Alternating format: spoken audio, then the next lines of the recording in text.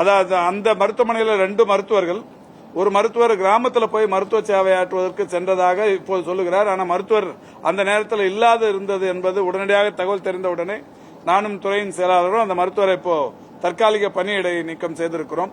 ஆனா அங்க இருக்கிறவங்க என்ன சொல்லிக்கிறாங்கன்னா, அந்த டாக்டர் டியூட்டிக்கு வந்துட்டாரு, பக்கத்துல ஏதோ வில்லேஜுக்கு வந்து சர்வீஸ் பண்ண போயிருந்தாருன்னு சொல்றாங்க. எதுவா இருந்தாலும் அந்த நேரத்தில் அங்க செவிலியர் பணியில் இருந்திருக்காங்க. அங்க மருந்துமே ஏஎஸ்வி இருந்திருக்கு.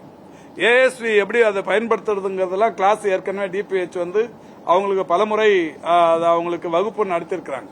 இப்ப இதுக்கு முன்னாடி அந்த மருத்துவமனையில் இந்த மருந்தே கிடையாது. ஆனா இந்த அரசு வந்ததுக்கு அப்புறம் இருக்கு. அந்த மருந்தை பயன்படுத்த தவறிய அந்த செவிலியர் மீதும் நடவடிக்கை எடுத்திருக்கு. செவிலியர் மீதும் மருத்துவர் மீதும் நடவடிக்கை எடுத்திருக்கு. இது மற்ற மருத்துவமனைகளில் பணியாற்றுபவர்களுக்கு ஒரு பாடமாக இருக்கும் என்று நான் கருதுகிறேன்.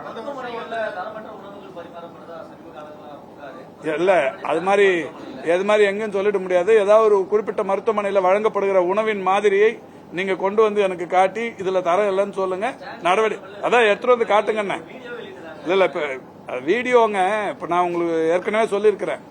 ஒரு மருத்துவமனையில் ஒரு தூய்மை பணியாளர் போய் ஒரு ஸ்ட்ரோக் பேஷண்ட்டை துடைக்கிறத போட்டோ வீடியோ எடுத்து இவருக்கு வந்து தூய்மை பணியாளரை விட்டு ட்ரீட்மெண்ட் எடுக்கிறாங்கன்னு போட்ட வீடியோ எல்லாம் இருக்கு.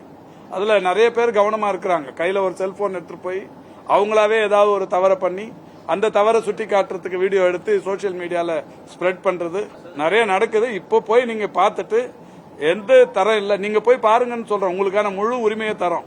பத்திரிகையாளர்கள் நீங்க போய் பாருங்கன்றோம். நீங்க போய் பாருங்க. பார்க்கல, உங்களுக்கு கேட்கலன்னா என் நம்பர் உங்க கையில் இருக்கு, எனக்கு போன் பண்ணுங்க, நான் அலோ பண்ண சொல்றேன். போய் பார்த்துட்டு இதுல குவாலிட்டி இல்லைன்றத சொல்லுங்க, நடவடிக்கை எடுக்க சொல்றேன்.